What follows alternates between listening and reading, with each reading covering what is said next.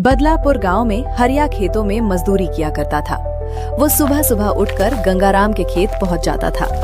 गंगाराम गांव के सबसे नेक और सीधे साधे इंसानों में से एक था। जो भी उसके खेत पर काम करता, गंगाराम उन्हें सिर्फ पैसे ही नहीं बल्कि सीजन की ताजी सब्जियां भी देता था। गंगाराम ने अंतिम सांस ले ली थी। पूरा गांव शोक में डूब गया। गंगाराम का बेटा मुन्ना, जो शहर में पढ़ाई करता था, तुरंत गांव पहुंचा।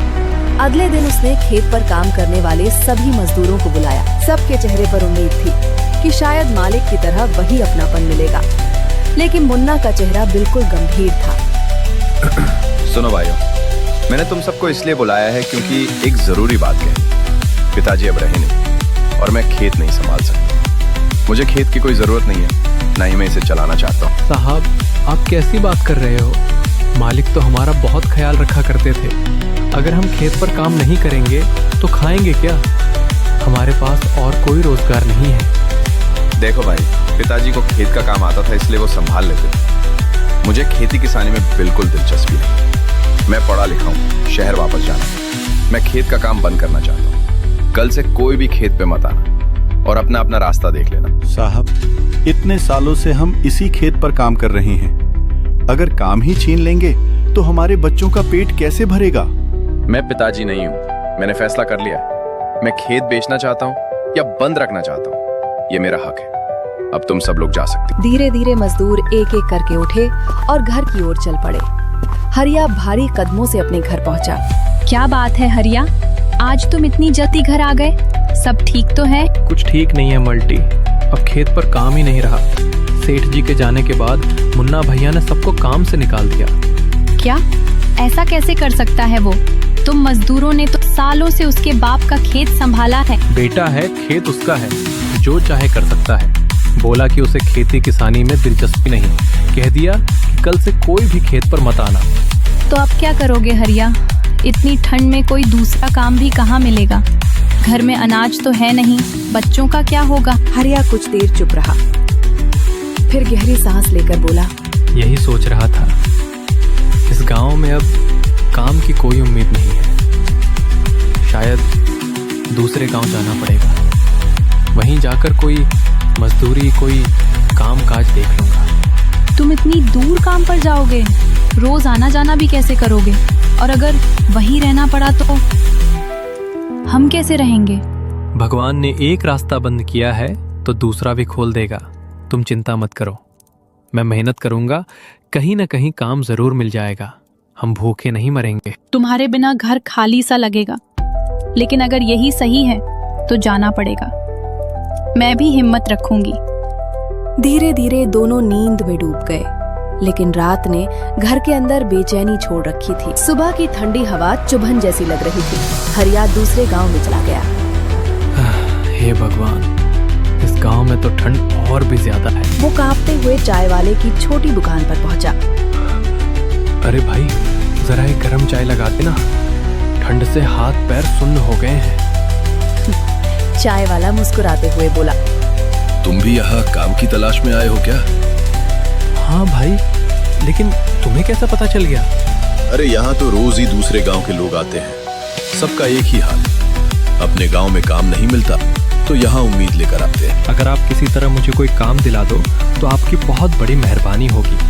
तभी वहाँ पर असलम भाई आते। ओए मुन्निया, एक चाय बना, हाथ जम गए रे। असलम भाई, जरा इधर देखिए।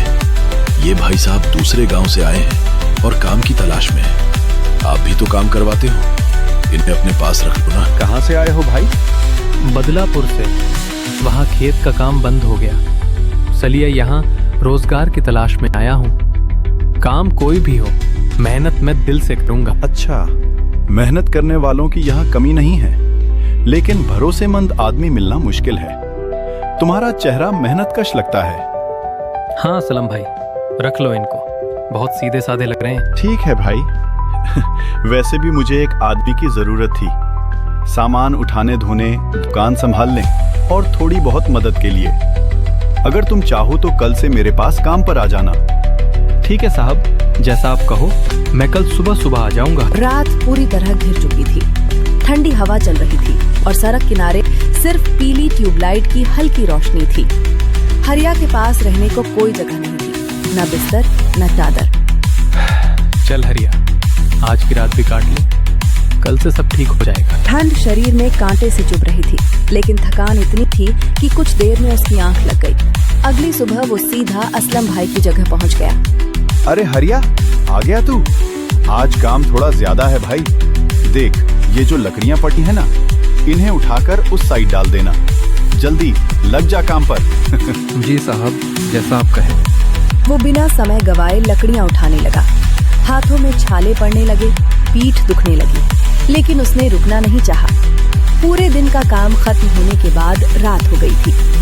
हरिया थका हारा चाय वाले के ढाबे पर पहुंचा। अगर खाना खाया तो पैसे खत्म हो जाएंगे, चाय पीकर गुजारा कर लूं तो ज्यादा बचत हो जाएगी, घर वालों को पैसे भी भेज सकूंगा।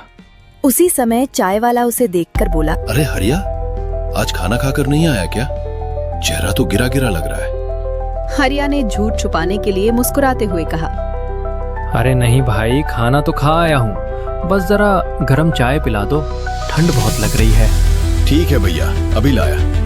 पर सुन, खाना टाइम पर खाया करना, नहीं तो तबीयत बिगड़ जाएगी। हाँ भाई, ध्यान रखूंगा। लो, गरम गरम चाय।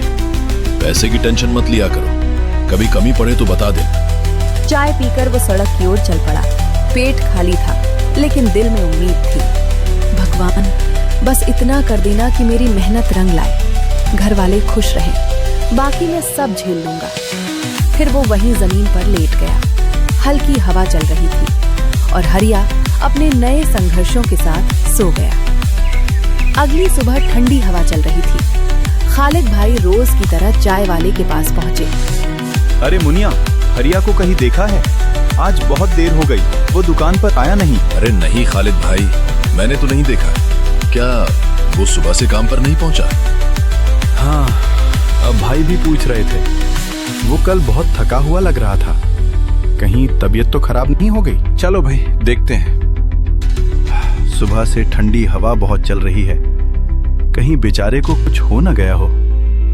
कुछ दूर जाने पर चाय वाला अचानक रुक गया। वहां हरिया जमीन पर पड़ा कांप रहा था। दोनों उसको उठाकर घंटे बाद हरिया धीरे धीरे आंखें खोलता है। अरे मैं कहाँ हूँ? ये जगह तो मेरे गांव जैसी भी नहीं लग रही। घबराओ मत हरिया, तुम मेरे घर पर हो। कल रात ठंड में जमीन पर सोने से तुम्हारी तबीयत बहुत बिगड़ गई थी। तुम्हें सड़क किनारे पड़े पाया था, कांप रहे थे पूरा। अगर देर हो जाती तो हालत